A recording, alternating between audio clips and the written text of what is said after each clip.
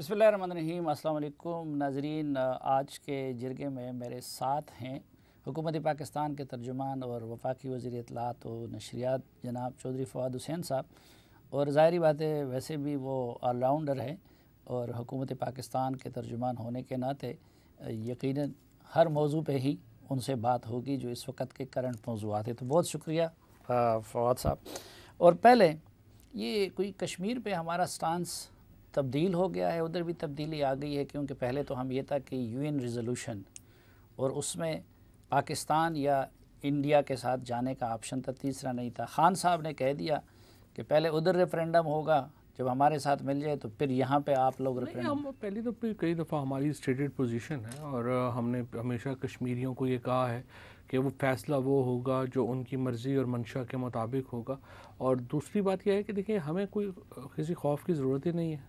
हमें पता है कि कश्मीरियों के दिल पाकिस्तान के साथ धड़कते हैं और कश्मीरियों को हम वो हक़ देना चाहते हैं जो उनकी मर्ज़ी के मुताबिक हो।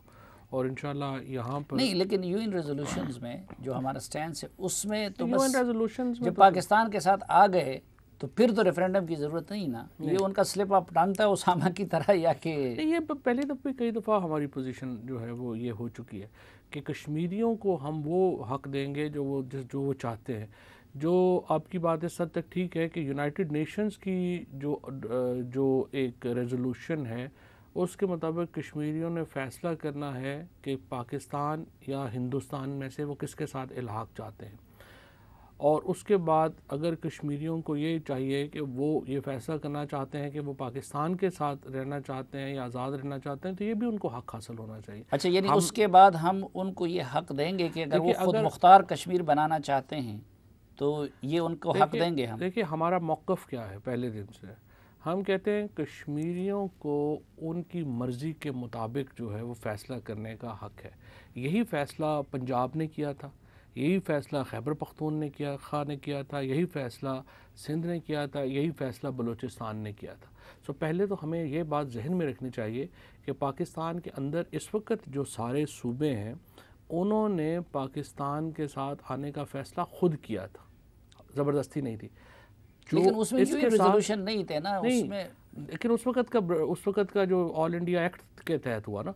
अब भी जो कश्मीरी हैं, आप फेडरेशन तब बनते हैं जो लोग मर्ज़ी के साथ आपके साथ हों। आप मर्ज़ी के ख़िलाफ़ तो लोगों को फेडरेशन में नहीं लाते। सो इसलिए ये हक़ देना बहुत ज़रूरी भी है। और कश्मीरियों का चूँकि हमें पता है कि उनका सेंटिमेंट क्या है, वो पाकिस्तान के साथ ही आएंगे, कोई ऐसी लेकिन फवाद साहब, जब प्लेबिसाइड हो गया और उन्होंने पाकिस्तान का साथ दे दिया तो उन्होंने तो अपना फ़ैसला सुना दिया ना। उसके बाद आप क्या उनको ये ऑप्शन देंगे कि वो ख़ुद मुख्तार रहना चाहते हैं? यही पोजीशन है हमारी। यानी ये ऑप्शन उनके पास होगा, ये ऑप्शन होगा उनके पास अगर वो ख़ुद मुख्तार कश्मीर बनाना चाहते हैं। बिल्कुल। अगर कश्मीरी जो है वो पाकिस्तान के साथ रहना का फ़ैसला करें या वो ख़ुद मुख्तारी का फ़ैसला करें तो उनका फ़ैसला होगा। तो फिर जिस तरह आपने फरमाया कि बाकी तमाम सूबों ने भी अपनी मर्ज़ी से पाकिस्तान के साथ फ़ैसला किया, तो आज आप किसी सूबे को ये हक़ दे सकते हैं कि रेफरेंडम करवा के अगर वो ख़ुद मुख्तारी चाहते हैं तो? उन्होंने 1973 के आइन में तमाम सूबों ने दोबारा वोट दिया है, तमाम पॉलिटिकल लीडरशिप ने वापस वोट दिया है। और आप कितनी बार एक सूबों में आप दोबारा रेफरेंडम कराना चाहते हैं? क्या पाकिस्तान एक फेडरेशन है और पाकिस्तान की जो इस वक्त तमाम जो सूबे हैं, हर फ़र्द का दिल पाकिस्तान के साथ धड़कता है। सो सवाए उन चंद समझिए कि लोगों के जिनके मफाद कहीं और वाबस्ता है। अच्छा, अभी जो इलेक्शन हो रहा था और कश्मीरी दुनिया के सबसे शाइस्ता लोग हैं, सबसे ज़्यादा कुर्बानी देने वाले लोग हैं, वहाँ पे जो ज़ुबान इस्तेमाल की गई, आप समझते हैं ये मुनासिब था? इलेक्शनों में तो हो ही जाती है, पहले भी इलेक्शनों में होता रहता है, ऐसे यहाँ पे भी होता रहा है। और अनफॉर्चुनेट है, नहीं होना चाहिए, लेकिन इलेक्शंस के अंदर एक जज्बात होते हैं, सरगर्मी होती है, उस वहाँ पे हो जाती हैं बातें। लेकिन आप देखें, ख़वातीन के हकूक़ के बड़े अलमबरदार भी रहे हैं। अली अमीन गंडापुर साहब ने मरीम नवाज़ के बारे में जो अल्फाज इस्तेमाल किए, तो आप समझते हैं जस्टिफाइड है? मरीम नवाज़ ने जो इमरान खान के बारे में अल्फाज इस्तेमाल किए वो जस्टिफाइड है? नहीं, आप क्या एक गलती दूसरी गलती का जवाब बन जाती है? आप उसको कंडेम कर दें तो फिर कह दें कि ये भी सही नहीं था, वो भी सही नहीं था। कौन से अल्फाज? जो उन्होंने कहा यहूदी के बच्चे और नाना की तरफ हैं, और फिर उन्होंने कहा जनाटेदार थप्पड़ पड़ेंगे। हाँ नहीं, मैंने उसको कंडेम, मैंने कहा अगर वो यहूदी मज़हब की बुनियाद पे उसने ये बात की तो मैंने उसको कंडेम किया था कि तमाम मज़हब काबिल एहतराम है। बस तो फिर आप उसको कंडेम करेंगे जब खुल के ट्वीट करें तो ना। फिर आप अली आप अमीन, बताइए कि बड़ी इन्होंने नहीं मैंने पूरा, आपने अली अमीन के ऊपर पूरा चैप्टर लिख दिया, जब मरियम की बात आई तो आप थोड़े शर्मा से गए। नहीं, अच्छा, मैंने तो आज भी नवाज शरीफ साहब के मुहिब के साथ मुलाकात को कंडेम किया है। सही है, नहीं मरियम के ऊपर आपका दिल थोड़ा नरम हो जाता है। नहीं, मरियम के ऊपर भी मैंने आपको बता दिया ना कि उस रोज आप ट्वीट करेंगे फिर मुझे जरा आप अगर उस रोज पूरा वीडियो मैंने किया हुआ है, अगर नहीं आप ट्वीट करें ना, मैं तो चाह रहा पूरी वीडियो कौन देखेगा। अच्छा, आप लोग सारे सिर्फ ट्वीट ही, तो वो सारी पार्टी ट्वीट भी चल रही है। ट्वीट तो करें, अच्छा आप उसके कंडेम करें फिर उसके बाद। लेकिन मैं अभी आपके सामने कि अगर उन्होंने यहूदी मजहब की बुनियाद पे उनको किया है तो मैं कंडेम करता हूं। आपके सामने उन्होंने जो कहा, लेकिन अगर उसके साथ मैंने तो उसमें ये भी कहा था ना, वो ना कहती तो अली अमीन भी ना कहता। फ्रैंकली कहना नहीं चाहिए, मैं आपसे एग्री करता हूँ। और जेनेसिस जो आपकी बात का है वो सही है, नहीं कहना चाहिए, किसी को भी नहीं कहना। अच्छा, एक ये बताइए कि ये खान साहब की और आप लोगों की क्या आदत है, जो आप पे एहसान कर लेता है आखिर में आप लोग उसको ज़रूर बदनाम करते हैं। नहीं कोई नहीं, हमने तो आप पे भी बड़े एहसान किए, आपने हमें बदनाम किया। क्या एहसान किया आप लोगों ने मेरे ऊपर? नहीं, कई दफ़ा हम आपके साथ जो है एहसान अब वो गिनवा तो नहीं सकते। नहीं, मैं ये नहीं, इसके मियां वाली जब आप साथ गए थे पीएम के, तो आपने तो बड़ी बड़ी जो है वो तो मैंने उन पे एहसान किया तो था, बातें उन्होंने रिक्वेस्ट की थी, उन्होंने जावेद हाशमी साहब को मेरे घर तो भेजा था, उस वक्त आपने नहीं मुझे किया, घर से बाद में उठाया आप जो था। है वो ठीक है, आपने जो है वो इतना कुछ लिखा है। मैं एक इंतहाई है सीरियस बात करना चाहता हूँ कि आप लोग कोई भी पाकिस्तान के सिक्योरिटी के इदारों को क्यों बदनाम करने पे तुले हुए हैं अपने साथ जोड़ के? कोई सिक्योरिटी के इदारे हिस्सा है हुकूमत का, बदनाम वाली कौन सी बात है? सिक्योरिटी के इदारे पाकिस्तान की हुकूमत से बाहर है। आप किस किस्म का मॉडल पाकिस्तान में चाहते हैं? लेकिन आप अगर आप हैं कि पाकिस्तान की फौज, पाकिस्तान की एजेंसियां वो हुकूमत से बाहर नहीं है, के मातहत नहीं है। नहीं, वो हुकूमत से बाहर नहीं है, लेकिन वो सियासत से बाहर है। आप लोग उनको सियासत में घसीटते हैं। बिल्कुल भी नहीं, हमने कभी भी नहीं। अभी आपको कश्मीर का इलेक्शन आप दिखा दें ज़रा। कुछ मुलाकातें हुई, तो हमने भी इनके साथ एग्री किया, और उसमें यह है कि मैं आपको ये भी बताता चलूं कि हमारे जो स्ट्रेटेजिक पॉलिसीज बनाने वाले इदारे हैं वो उनकी भी ब्लेसिंग है हमारे डिसीजन में, क्योंकि बहुत सारी चीजें हमें डिस्कस करने की जरूरत नहीं कि तराबी साहब जो है वो गवर्नमेंट के साथ रहे। ये क्या है? ये किसने कहा? ये आपके तनवीर इलियास साहब। बस ऐसे से कई माशाल्लाह लोग हैं, अब क्या करें। ऐसी कोई ज़रूरत नहीं थी कहने की। ठीक बात, ज़रूरत नहीं थी ना। और इससे इदारे बदनाम होते हैं ना। यकीन है, ये तो नहीं करना चाहिए। तोड़ जोड़ में इदारों का क्या ताल्लुक? लेकिन ये शख्स आपके वज़ीर आला पंजाब का उस्मान बुज़दार साहब का, उनकी टीम का भी हिस्सा मेरा है, ख्याल नहीं करना चाहिए और उधर कैंडिडेट भी है। सही बात। अच्छा, आपका वज़ीर आज़म का कैंडिडेट कौन होगा? ये साहब हैं या कि बैरिस्टर सुल्तान साहब हैं? अभी तो प्राइम मिनिस्टर साहब ने नॉमिनेट करेंगे, पार्लियामेंट्री पार्टी बनती है इंशाल्लाह ताला, और पार्लिमानी पार्टी फिर पीएम साहब से मुलाकात करेगी और उसमें फ़ैसला कर लेंगे। ये इस शख्स का जो है क्या पीटीआई के लिए इतनी कुर्बानियाँ थी कि उधर भी एडवाइज़र और अब यहाँ पे भी इतना सब कुछ वो कर रहे हैं? नहीं, सरदार तनवीर इलियास साहब पीटीआई के साथ हैं, काफ़ी अच्छे से साथ हैं, 3-4 साल से तो वो एडवाइज़र है सीएम पंजाब के, और उसमें वो एक्टिव है। ये नया जहांगीर तरीन तो नहीं है? जो बातें उन्होंने की हैं, तरीन साहब आमतौर पर इस तरह की बातें नहीं करते। ये बात तो आपकी ठीक है, तरीन साहब समझदार आदमी हैं, और ये पता नहीं कि आगे जाके इनका फिर अंजाम क्या होता है। एक फौज साहब जो मजमूई तौर पर टोन रहा इलेक्शन कैंपेन में या आज आपकी प्रेस कॉन्फ्रेंस में, उससे लगता है कि आप लोग नवाज़ शरीफ को मुहिब वतन नहीं समझते। आप लोग समझते हैं कि नवाज़ शरीफ मुहिब वतन नहीं है? देखिए, सच्ची बात यह है साफ़ी साहब की, जिस तरह से आज अभी आपने भी अपनी एक पूरी जो ट्वीट किया और उसमें उन्होंने किया, ऐसी चीज़ों से ना मैं किसी को मुहिब वतन या गद्दार कहने का हक़ में नहीं हूँ, और मेरी उस पर कैटेगोरिकल पोजीशन है। लेकिन मसला ये है कि ये या तो वो गैर ज़िम्मेदार तो 100% है, अगर वो गद्दार या गैर मुहिब वतन अगर आप उनको नहीं कहें तो वो इर्रिस्पॉन्सिबल, तो वो हद दर्जे के हैं। उन्होंने या एक दूसरा फिर प्रॉब्लम ये है कि ये सारे लोग जो हैं, इनको अपनी ज़ात से आगे किसी को कुछ नज़र नहीं आता। अब अगर उनको लेट से गुस्सा है कि मुझे आपने निकाला, उसके बाद आपने मेरे पूछ रहे हैं कि मेरे पास ये प्रॉपर्टीज़ कहाँ से आ गई, मेरे पास पैसे क्यों नहीं आए। तो आपकी ज़रूरत कैसे हुई है कि आप मेरे से ये पूछ रहे हैं? और आप मेरे से पूछेंगे तो मैं फिर जो सारे मुखालिफिन हैं, चाहे वो मुल्क के भी मुखालिफ हैं, मैं उनके साथ अपनी राह और रस्म बढ़ाऊँगा। अब ये जो मुहिब हो गए या अमर साले हो गए, इनकी पाकिस्तान के बारे में जो ओपिनियंस हैं, जो गुफ्तगू है, वो आपसे ज़्यादा कौन जानता है। और उसके बाद नवाज़ शरीफ का इस तरह से उनको मिलना, वो तो कम इशारा अफगानी की है। नहीं हर अफ़गानी की क्यों है? यहाँ पे जो 30 लाख अफ़गानी तो पाकिस्तान ने ठहराया हुआ है। आप ये कहें कि जो कई अफ़गानी जो कि इस हुकूमत में शामिल हैं उनकी है। ठीक, आपके ख्याल में जो वहाँ पे अफ़गानिस्तान में जो बहुत बड़ी मेजॉरिटी पख्तून है, उनके पाकिस्तान के बारे में ये ख्यालात तो नहीं है? वो तो पाकिस्तान अच्छा, तो इस मौजू पे आपसे मैंने मज़ीद भी बात करनी है, लेकिन वक्फे का वक्त हो तो एक मुख्तसर सी ब्रेक, वापस आएंगे तो चौधरी फवाद हुसैन साहब के साथ गुफ्तगू का सिलसिला आगे बढ़ाएंगे।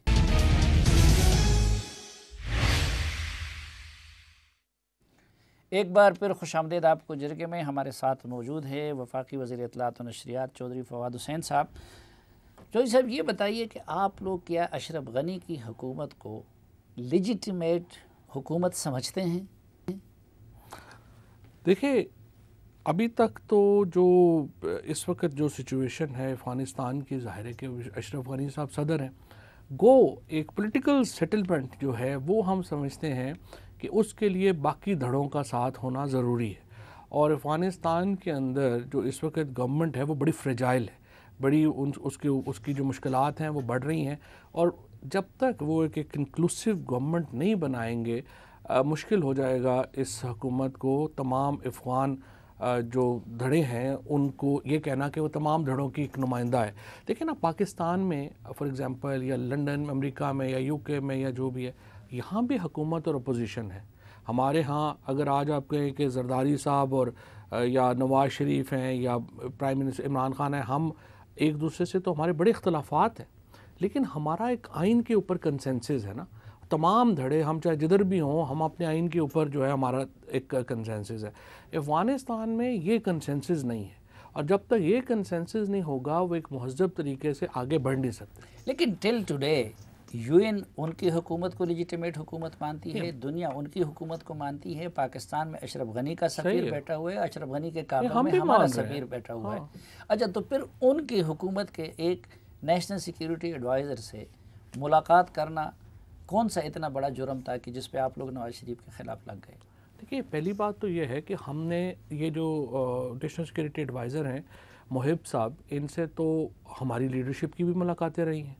20 मई 2021 से पहले तो हमारी मुलाकातें हो रही थी। अब इन्होंने जो पाकिस्तान के बारे में जो ज़बान दराज़ी की, जो पाकिस्तान को इन्होंने कहा कि ब्रॉथल हाउस है, उसके बाद क्या किसी गैरतमंद पाकिस्तानी को उससे मिलना चाहिए?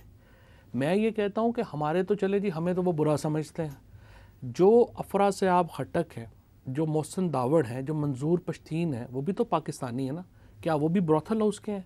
उनकी अपनी फैमिली मुहिब साहब की जो है, वो जब अफ़गानिस्तान में सोवियत यूनियन आए वो यहाँ पे महाजर थे, जब वहाँ पे तालिबान थे वो यहाँ पे महाजर थे। पाकिस्तान ने उनके ख़ानदान को यहाँ पनाह दी। उनका अपने ख़ानदान के बारे में भी क्या यही व्यूज़ हैं कि वो यहाँ पे रह रहे थे, तो क्या वो वहाँ दलाली कर रहे थे? मसला ये है कि जब आप पूरी कौम की तौहीन करेंगे और इस तरह के अल्फाज इस्तेमाल करेंगे, तो क्या उसके बाद आप हमसे तवक्को करेंगे कि हम आपसे नॉर्मल रिलेशनशिप रखें? इसलिए प्रॉब्लम है। प्रॉब्लम ये नहीं है कि वो उस हुकूमत के नेशनल सिक्योरिटी एडवाइस, इसी तरह से अमर साले जो हैं वो जो गुफ्तगू करते हैं, उनके भी सारा ख़ानदान का यही हालात हैं। और मैं फिर ये कहता हूँ कि मोहसिन दावड़ हैं या पश्तीन हैं या अफरा साहब खट्टक साहब वगैरह हैं, ये हमारे नुक्ता नज़र के लोग तो नहीं हैं, लेकिन वो पाकिस्तानी हैं और उन्होंने आइन के ऊपर हलफ उठाया हुआ है। इन्होंने जो वो तो असम्बली के मेंबर हैं। नहीं, उसके तो हम भी कंडेम करते हैं, और ज़ाहिर है कि भाई मैं पाकिस्तान की पॉलिसी का नाक़द रहा, अफ़गान पॉलिसी का, लेकिन मैं भी तो पाकिस्तानी हूँ। लेकिन क्या आपकी हुकूमत ने ये डिक्लेयर किया है, बाकायदा नोटिफाई किया है कि नहीं उनके साथ राह रस्म नहीं रखी जाएगी? बात यह है कि एक इशू ये है कि जब आप नवाज़ शरीफ साहब की पोजीशन में, जो 3 दफ़ा वज़ीर आज़म रह चुके हैं पाकिस्तान के, आप मुलाकात कर रहे हैं और एक ऐसे माहौल में आपको 2-3 काम करने चाहिए। एक काम तो ये करें कि आप हुकूमत को नोटिफाई करें कि मैं मिलने जा रहा हूँ, आप नहीं हुकूमत को आप नहीं चलो नोटिफाई करते, आप अपनी पार्टी को नोटिफाई करें। मैंने आज जो प्रेस कॉन्फ्रेंस किया है, मैंने उसमें सिर्फ ये पूछा है कि मुझे खाकान अब्बासी साहब, ख्वाजा आसिफ साहब और ये लोग ही बता दें कि शहबाज शरीफ साहब बता दें, क्योंकि इन लोगों को इल्म था कि उनकी ये मुलाकात होने जा रही है और किन टॉपिक्स के ऊपर मुलाकात होने जा रही है। मसला वहाँ पे पैदा, मसलन अगर आप देखिए कि जो जंदाल साहब से मुलाकात की नवाज शरीफ साहब ने नेपाल में, हमें तो नहीं पता चला। वो तो प्राइम मिनिस्टर थे ना, तो ये प्राइम मिनिस्टर का तो ये हक है कि वो कुछ भी करें ना। आपके प्राइम मिनिस्टर कितनी खुफिया मुलाकातें करते हैं, उनका ये मैंडेट है। नहीं, उनका मैंडेट ज़रूर था, लेकिन उसके बाद जो बातें आई, फॉर एग्जांपल जो बरखा दत्त ने अपनी किताब में लिखा कि उन्होंने कहा कि पाकिस्तान की फ़ौज मेरे रास्ते में रोड़े अटका रही है, तो वो जो उसकी उन्होंने कभी तरदीद नहीं की है। अब मसला ये है कि हर आदमी की अपने, वो तो मौजूदा मिलिट्री लीडरशिप भी कहती कि कारगिल करके मुशर्रफ ने गलत किया था। नहीं, देखें वो पॉलिसीज़ में हो सकती हैं। अब आप कह सकते हैं, मतलब मैं ज़ाती तौर पे तो आपको पता है कि मैं तो समझता हूँ कि जनरल ज़ियाउल हक़ का और उससे पहले जुल्फ़िकार अली भुट्टो की जो पॉलिसी थी अफ़गानिस्तान में, वो 100% ठीक थी और मैं सख्त हामी हूँ उसका। लेकिन अब उसके हामी मैं तो सख्त हामी हूँ, क्योंकि तो सारी ज़िंदगी उसके क्रिटिक रहे हैं। नहीं, मैं तो क्रिटिक हूँ, लेकिन बाकी पॉलिसी का, लेकिन अफ़गानिस्तान में सोवियत यूनियन का मुकाबला करना लाजमी था हमारे ऊपर, और वो एक लंबी बहस है। आपको पता है मेजर आमिर साहब के साथ और आपके साथ लंबी हमारी बहसें होती रहती हैं, और उसके ऊपर मेरा पॉइंट ऑफ व्यू है which I may be totally wrong. Kargil के ऊपर भी मुशर्रफ साहब का एक व्यू है, he may be totally wrong. लेकिन ये इस हवाले से आप बिल्कुल जो राजा ज़फ़रुल हक बन गए हैं, मुझे खुद ये तब्दीली समझ नहीं आ रही है कि फवाद चौधरी साहब भी इस तरह कह सकते हैं कि ज़ियाउल हक की पॉलिसियाँ ठीक थी। नहीं, वो जो अफ़गान पॉलिसी थी हमारी, अगर हमने ना किया होता तो आज हमें उसके बड़े रिपरकशंस होते हैं। ये जो लोग हैं ना जो कहते हैं कि नहीं सोवियत यूनियन ने तो वार्म वाटर्स का कभी सुना ही नहीं था। 1725 की वसीयत है पीटर द ग्रेट की, जो रशियन एम्पायर के बानी थे। उन्होंने 1725 में कहा हुआ है कि जब तक हिंदुस्तान और तुर्की के ऊपर रूस का कब्ज़ा नहीं होगा, ये हम वार्म वाटर्स तक होंगे, हम ट्रूली सुपर पावर नहीं बनेंगे। तो ये तो 1725 से ये सिलसिला चल रहा है। वैसे मुझे ये तवक्को नहीं थी कि आपका सॉफ्टवेयर इतना अपडेट हो जाएगा कि आप अली मोहम्मद खान बन जाएंगे। अली मोहम्मद खान का मैं तो पॉलिटिकल बात कर रहा हूँ ना, वो तो सोशली बात कर रहे हैं। वो तो देखें तालिबान का जो निज़ाम है उसकी कौन हमायत कर सकता है। अगर आप ये कहें कि जो औरतों के बारे में उनके व्यूज़ हैं या जो मॉडर्न वर्ल्ड के बारे में उनके व्यूज़ हैं, ज़ाहिर है उसकी कौन हमायत कर सकता है। तो यही तो अफगान हुकूमत को शिकायत है कि भाई आप लोग क्यों तालिबान के लिए सिंपैथी रखते हैं। हम बिल्कुल नहीं रखते हैं। मुझे आप बताएं, हम कहाँ रखते हैं। अगर हम तालिबान के लिए सिंपैथी रखते हुए होते और तालिबान की हम खुल के मदद कर रहे होते तो अशरफ गनी साहब अभी काबुल में होते। नहीं तो पाकिस्तान के बारे में आपके वज़ीर ख़ारजा ने कह दिया कि जी वो बड़े ज़हीन हो गए हैं, वो बात ये हो गई है। आपके वज़ीर दाखिला ने उनके बारे में पॉजिटिव रिमार्क्स दिए, तो जाहिर है कि पॉजिटिव, लेकिन वो ग्लोरीफाई तो नहीं कर रहे। देखें कुछ बातें हैं जो तालिबान को, अफ़गान तालिबान के ऊपर जो हमारी पॉलिसी है, हमारी सिर्फ ये पॉलिसी है, हम ना काबुल की हुकूमत की हमायत करते हैं ना हम किसी और धड़े की हमायत करते हैं। हम कहते हैं भाईजान ये आपके अपने मसले हैं, आपने मिल बैठ के करना है। हमने सिर्फ एक, जो मैं समझता हूँ जन बाजवा साहब को बड़ा क्रेडिट जाता है, प्रेसिडेंट मिलिट्री लीडरशिप को, जो हमने पहली बार तारीख़ में अफ़गान बॉर्डर को कोई एक सेम्बलेंस ऑफ बॉर्डर दे दी है। हमने अपना 2600 किलोमीटर जो है उसको हमने एक पूरा कवर कर लिया है, बाड़ लगा ली है, बॉर्डर और कस्टम कंट्रोल जो है वो हम लगा रहे हैं।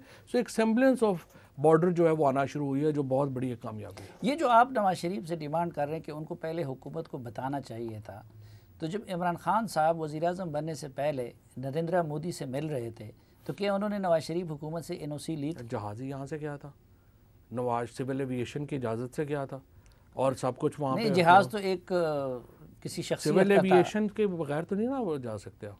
नहीं, आप डिक्लेयर्ड, लेकिन वो तो और एक्टिविटीज़ के लिए गए थे। नहीं, डिक्लेयर्ड मुलाकात थी। और उसके बाद उसमें शाह महमूद कुरैशी साहब उस मुलाकात में शामिल थे, जो फॉर्मर हमारे फॉरेन उनकी मुलाकात में भी तो 2-3 बंदे उनकी पार्टी के बैठे हैं। उनके तो सिवाय साग डार के तो कोई भी नहीं बैठा हुआ। हाँ ना, तो इधर भी तो सिवाय शाह महमूद कुरैशी और ओन चौधरी के और कोई नहीं बैठा था। लेकिन शाह महमूद कुरैशी वज़ीर ख़ारजा रह चुके थे, उनके बाकायदा जो गुफ्तगू हुई वो सारी की सारी। अभी भी हमने नवाज शरीफ साहब भी वज़ीर ख़जाना रहे, ठीक, हमें बता दें। तो क्या इमरान खान साहब ने उस मीटिंग के मिनट्स शेयर किए थे? उस वक्त मुलाकात तो ओपन हुई थी, मीडिया भी था, हर सबने देखी थी। नहीं तो ये मुलाकात भी तो खुफिया मुलाकात हुई है, तो NSA ने जारी की है, अफगानिस्तान की नेशनल सिक्योरिटी वालों ने जारी की है तस्वीर। उस तस्वीर और फिर इन हालात में देखें आज भी, अभी मैं आपको बताऊं, नवाज शरीफ अशरफ गनी से मिले ना, ज़बरदस्त है, कोई प्रॉब्लम नहीं है। लेकिन आप ये जो बयान उसने दिया, कोई गैरतमंद बंदा मिल सकता है उसके बाद उसे? नवाज शरीफ साहब ने तो बड़ी माजरत के साथ बेगैरती का मुजाहरा किया उससे मिलके उसको, या फिर उन्होंने ज़िंदगी में कभी अखबार ही नहीं पढ़ी, ना वो सुनते हैं, ना उनको पता होगा कि उन्होंने क्या बात कही क्या नहीं की। वो तो नवाज शरीफ की लेकिन वो तो ये कहा कह ना सकते हैं, जाहिर बात है, अक्सर उनको यहाँ के हालात का तो पता नहीं होता। हर वक्त आप लोगों ने उनको केसों में और मुखालिफाना बयानात में उलझा सकते हैं कि भाई क्या इस हुकूमत ने बाकायदा नोटिफाई किया है कि इससे मिलना ठीक नहीं? उन्होंने अपने करतूतों से ही केसों का सामना कर रहे हैं, कोई हमने तो नहीं उनको जो है वो किया हुआ। लेकिन मैं सिर्फ आपसे ये कह रहा हूँ कि कोई तरीका होता है, कोई अपना एक आपको पता होता है कि किस पोजीशन पे आप हैं, किस पोजीशन, मतलब बेशुमार जो है वो आपकी दोस्तियां होंगी पर्सनल, लेकिन आप एक ख़ास पोजीशन पे आके आप उस पोजीशन के तकाजे होते हैं। नवाज शरीफ साहब को मेरे ख्याल में उनको एक, this is just another irresponsible action by him. Don League से आप शुरू हों, जंदाल से शुरू हों, फिर यहाँ से शुरू हों, मुझे नहीं पता। मैं फिर दोबारा मैं ये कहता हूँ कि गद्दार वाला फतवा तो मैं नहीं देना चाहता, ना ही मेरा कोई इशू इस तरह का है, बट वेरी रिस्पॉन्सिबल। अच्छा, लेकिन आपने अभी ये जो लफ्ज़ इस्तेमाल किया कि बेगैरती वाला काम किया है, तो ये इर्रिस्पॉन्सिबल नहीं है? नहीं रिस्पॉन्सिबल, मैं तो ये कह रहा हूँ जो उन्होंने स्टेटमेंट दिया, इसको आप इससे बेहतर एक्सप्लेन कर सकते हैं तो वो बता दें, वो यूज़ कर लेते हैं। लेकिन ये क्यों है?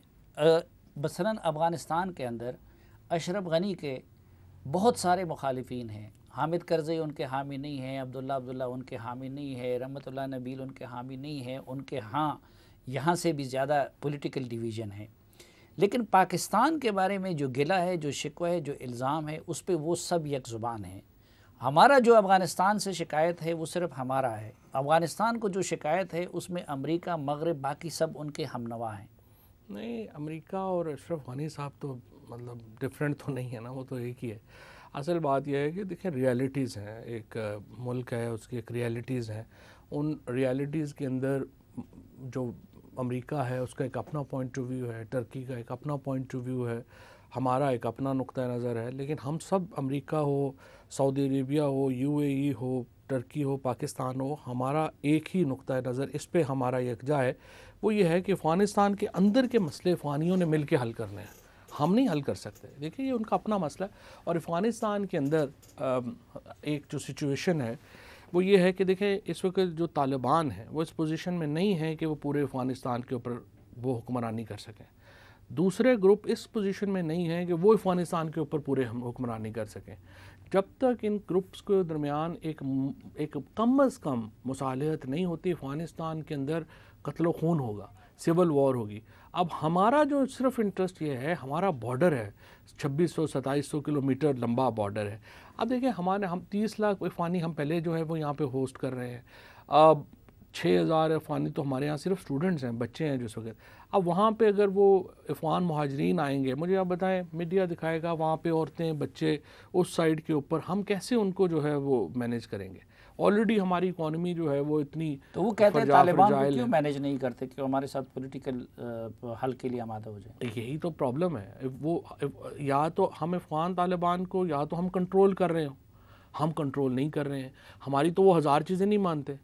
अगर हज़ार चीज़ों में मसाल के तौर पे तो फिर आप लोग, आपके वज़ीर ख़ारजा रोज़ाना ये क्रेडिट क्यों लेते हैं कि जी अमेरिका के साथ डील हमने करवाई? तो वो कहते हैं अमेरिका के साथ करवा सकते थे, हमारे साथ नहीं करा सकते। उसके बाद गलती की ना अमेरिका ने, जो हमने उनके साथ जब आप डील करवा रहे थे तो अमेरिका को चाहिए था ना हमारा लेवरेज बढ़ाता। हमारा लेवरेज ख़त्म करके ट्रंप साहब ने खुद ही कॉलें शुरू कर दी उनसे। अब उसके बाद उन्होंने हमसे क्यों जो है वो बात करनी थी? जब अमेरिका ने जो गलती की, देखें पहले एक मेरा ख्याल आपने कॉलम लिखा था बड़ा अच्छा, आपने कहा कि पहले उन्होंने जो है वो और आखिर में उन्होंने पहले आपने कुछ और वर्ड यूज़ किया था और बाद में उन्होंने उजलत की। पहले उन्होंने जो है वो गलत पॉलिसी ली और बाद पहले उजलत में फिर छोड़ के चले गए। 88 में भी इन्होंने यही किया। सो सुपर पावर्स की अपनी पॉलिटिक्स होती है। देखें इशू ये है ना, एक असल में अफ़गान हुकूमत भी अमेरिका पे गुस्सा निकालने की बजाय जो कुछ किया है ब्लंडर सारे अमेरिका के थे, लेकिन हम भी जवाब में अमेरिका पे गुस्सा निकालने की बजाय हम अफ़गान हुकूमत पे क्यों निकाल रहे हैं? हमने तो अमेरिका का भी बात की है। अमेरिका में मसलन जो आए हैं ये ज़लमे साहब भी हमारी मौक़िफ़, और वहाँ पे आप देखिए इमरान खान ने जब वो ये उज़्बेकिस्तान में कॉन्फ्रेंस हो रही थी तो पहली दफ़ा एक तो पीएम बड़ी रिटर्न तकरीर कर रहे थे, उन्होंने कहा बड़ी अच्छी अच्छी बातें सिर्फ करूँगा, वो उधर से वो शुरू हो गए अपने अशरफ गनी साहब, वो लिख के लाए हुए थे सारी अपनी जो भी है। उसके बाद प्राइम मिनिस्टर ने वहाँ पे जो एक्सटेम्पोर तकरीर की, वो कहाँ पे उन्होंने उसमें अफगान हुकूमत को ब्लेम किया? उन्होंने तो अमेरिका को कहा कि उस वक्त आपने करना था ना जब वो करना था। तो हम तो कहते हैं तो इमरान खान का देखें, उनका एडवांटेज भी यही है। इमरान खान बहुत कोई साजिशों में तो वाले तो चीन बंदे ने नहीं। ऑफिशियली कह दिया कि मौजूदा क्राइसिस का जिम्मेदार अमेरिका है अफगान का। रूस ने कह दिया कि एक क्राइसिस का जिम्मेदार हुआ है। हमारे वज़ीर ख़ारजा ने उस रोज़ कह दिया कि हम और अमेरिका एक पेज पे हैं। ये अमेरिका और हमारा एक पेज तो इसलिए तो सही वो कह रहे हैं ना कि हम भी चाहते हैं कि एक स्टेबल गवर्नमेंट हो, अमेरिका भी एक चाह रहा है कि एक स्टेबल गवर्नमेंट हो।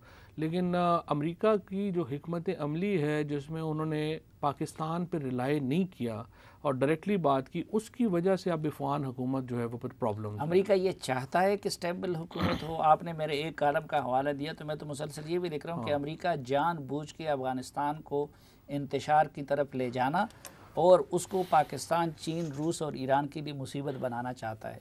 देखिए ये एक नुक्ता नज़र है और आपका नुक्ता नज़र है इस पर, ज़ाहिर है कि आपने बड़ा इस पर तवील बातें जो हैं वो लिखी भी हैं। लेकिन इशू ये है कि अगर अफ़गानिस्तान स्टेबल नहीं होता तो ये अमेरिका की एक नाकामी तो होगी। एक सुपर पावर है, उसकी एक ईगो है, वो यहाँ पे अगर एक स्टेबल गवर्नमेंट नहीं दे पाएंगे तो ज़ाहिर है अमेरिका $2 ट्रिलियन उन्होंने खर्च कर दिया यहाँ पे, और अगर वो नहीं दे पाएंगे तो उनकी यहाँ पे बेइज्जती तो होगी। लेकिन आप लोगों ने अमेरिका के खातिर चीन के साथ ये दोस्ती इतनी क्यों ख़राब कर दी? नहीं, हमारी तो बहुत करीबी है चीन के साथ, कोई प्रॉब्लम ही नहीं। नहीं, आप लोगों ने तो सीपैक का वो हशर कर दिया जो पेशावर बीआरटी का था। ये बातें क्या है कि पहली बात तो ये है कि आप तो सीपैक के खिलाफ हैं शुरू से। आपने तो इतना ज़्यादा लिखा है सीपैक पे कि मैं सीपैक का सबसे बड़ा शुरू में लिखा कि सही नहीं है। उसके बाद ये आ गया कि मैंने नवाज शरीफ की हैंडलिंग और मगरबी रूट का और आपके असद उमर की तकरीर सीपैक के खिलाफ मौजूद है। नहीं, हमने तो ज़बरदस्त किया। मैंने चीनी सदर के दौरे को नहीं रोका था, आप लोगों ने रोका था। हमने भी नहीं रोका था, वो तो पुरानी बातें हो गई हैं।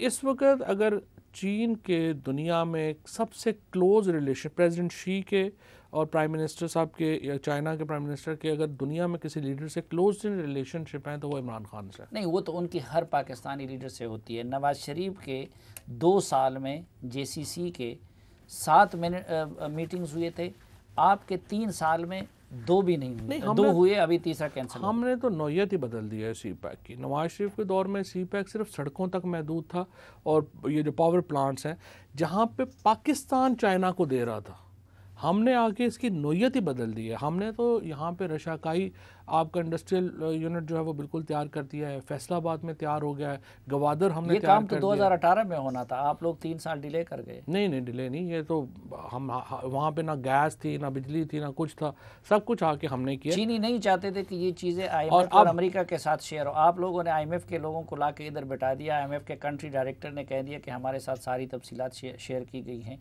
चीन उस पर खुश होता? नहीं, किसी के साथ कोई जो चाइना के साथ हमारे मुआहदे हैं उसके बिल्कुल मुताबिक हम अभी आप देखें ना, दासू डैम में आप देखिए कि किस तरह से कोशिश की गई कि वो मामला जो है सारा ख़राब हो, लेकिन चीन ने तो वहाँ पे लेकिन वो तो आप लोगों ने ख़राब कर दिया कि आप लोगों ने पहले उसके मुतालिक गलत बयानी की वज़रा ने कि जी वो हादसा था, ये था। ये नहीं सोचा कि भाई जो चीनी इंजीनियर उधर डैम पे काम कर रहे हैं तो वो बारूद के एक्सपर्ट हो गए। नहीं, कोई ऐसी बात नहीं है। जो उसकी जो तहकीकात जो हैं वो जो आगे बढ़ी हैं वो चाइना एग्जैक्टली पिक्चर में था कि क्या हो रहा है और उसी के मुताबिक आगे बढ़ी। ठीक नाज़रीन, एक मुख्तसर सी वापस आएंगे तो मज़ीद मौज़ूआत पे बात होगी।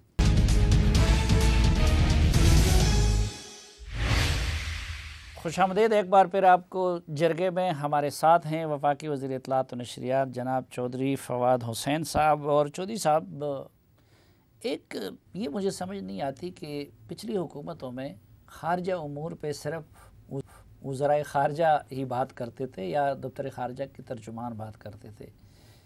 ये यहाँ पे क्यों है कि सूबाई वज़रा तक जो है ख़ारजा पॉलिसी पे लगे होते हैं? और अभी रिसेंटली हमने देखा वो अफ़गान सफ़ीर की बेटी का वो के मामला हो या अमरुल्लाह साले का बयान हो, और उससे आप नहीं लगता कि मुश्किलात नहीं? अमर साले का बयान तो खैर और कॉन्टेक्स्ट में था, उसने तो पूरी पाकिस्तान की कौम को ह्यूमिलिएट किया था, तो हर शख्स उसका जवाब देने का हक़ रखता है। जहाँ तक फ़ॉरेन ऑफिस का ताल्लुक़ है, जो देखें, एक तो बिल्कुल आपकी बात सही है, फ़ॉरेन ऑफिस ही लीड करता है, लेकिन मीडिया बहुत बड़ा हो गया है, 60-70 तो चैनल हैं, फिर वो जिसको फ़ोन करेंगे वो आगे से कोई ना कोई अपना नुक्ता नज़र जो है वो तो देगा। मीडिया ने आपको ज़हमत नहीं दी थी, ट्वीटों का अंबार था।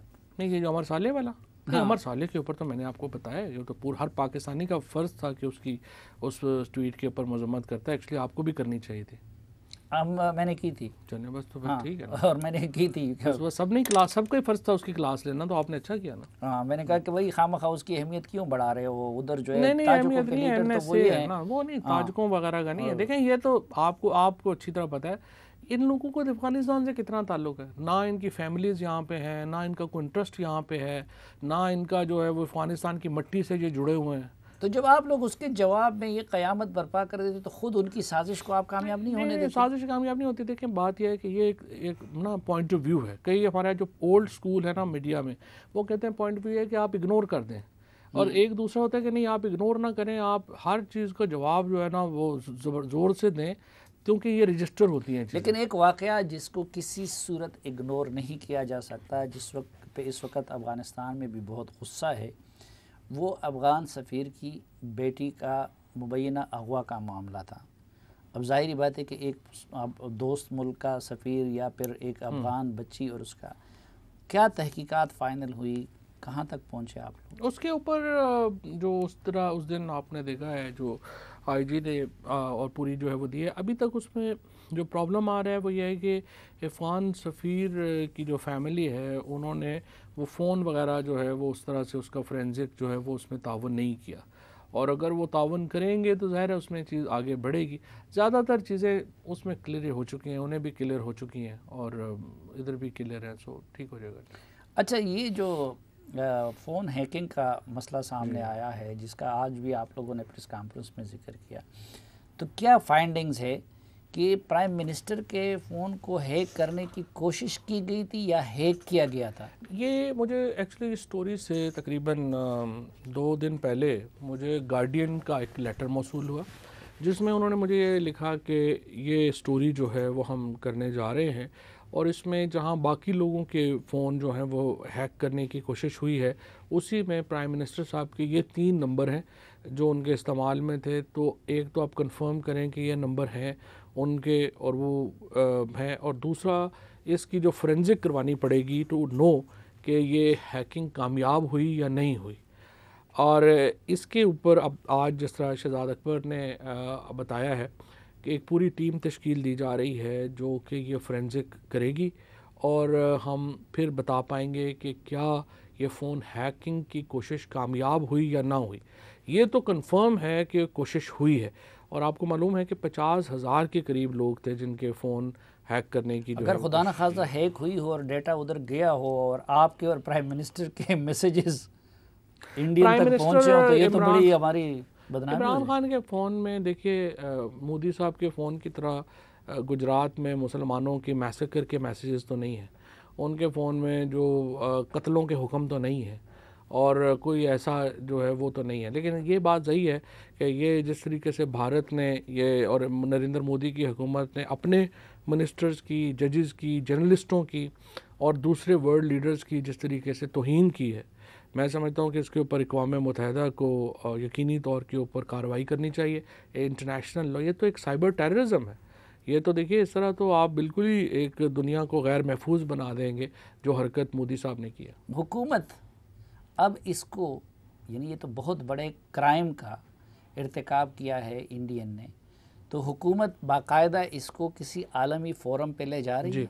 कल ही फ़ॉरेन ऑफिस ने ये बात कही है कि यूनाइटेड नेशंस को इसके ऊपर कार्रवाई करनी चाहिए, और हम समझते हैं कि इतना बड़ा एक स्कैंडल है जिसका एक जो मॉडर्न वर्ल्ड की आपका जो वो तय करेगा कि इंटरनेशनल लॉ इसके ऊपर होना क्या चाहिए, और उस ये इतना बड़ा स्कैंडल है कि जिससे आप समझिए कि जो सेकेंड वर्ल्ड वॉर शुरू हुई थी वो इससे बहुत छोटे वाक़े पे शुरू हुई थी।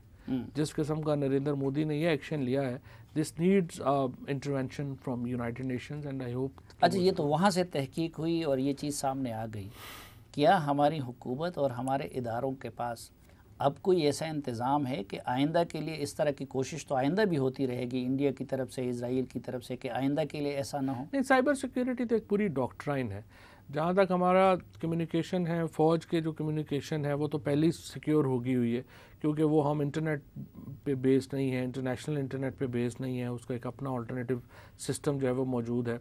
और उसी तरह से जो हमारे एक सिविलियंस साइड के ऊपर भी उसको एक्सटेंड किया जा रहा है। तो जो हमारी एक समझिए कि जो साइबर सिक्योरिटी डॉक्ट्राइन है वो हमारी काफ़ी इंशाल्लाह मजबूत है। अच्छा, ये बुनियादी तौर पर किस मिनिस्ट्री के डोमेन में आता है कि वो इसके लिए इंतज़ाम करे? और जिस तरह हमारे सिक्योरिटी के इदारों ने अपना एक सेफ सिस्टम बनाया होता है कम्युनिकेशन का, तो वज़रा और सरकारी हुकाम के लिए कोई अपना ऐप ये नहीं बना तो सकते? आईटी मिनिस्ट्री के तहत आता है फ्रैंकली, और मैंने तो काफ़ी कोशिश की थी उस वक्त भी कि ये हम बना दें और इसको हम ले दें। उस वक्त हम ले भी आए थे, लेकिन आईटी मिनिस्ट्री बेसिक रिस्पॉन्सिबल है इसकी ऐप्स, इस तरह की ऐप्स क्रिएट करने की। नहीं तो कोई अभी प्रोग्राम है कि नहीं, बनी हुई है, कोई प्रॉब्लम ही नहीं है, इम्प्लीमेंट ही करना। अच्छा, इम्प्लीमेंट ही कर रहे हैं। बहुत शुक्रिया जनाब चौधरी फवाद हुसैन साहब, हमें वक्त देने और हमसे बात करने के लिए। नाजरीन, इस दुआ के साथ कि आप जहाँ भी रहें खुश रहें, आज के जरगे से इजाज़त चाहता हूँ। अल्लाह हाफ़िज़।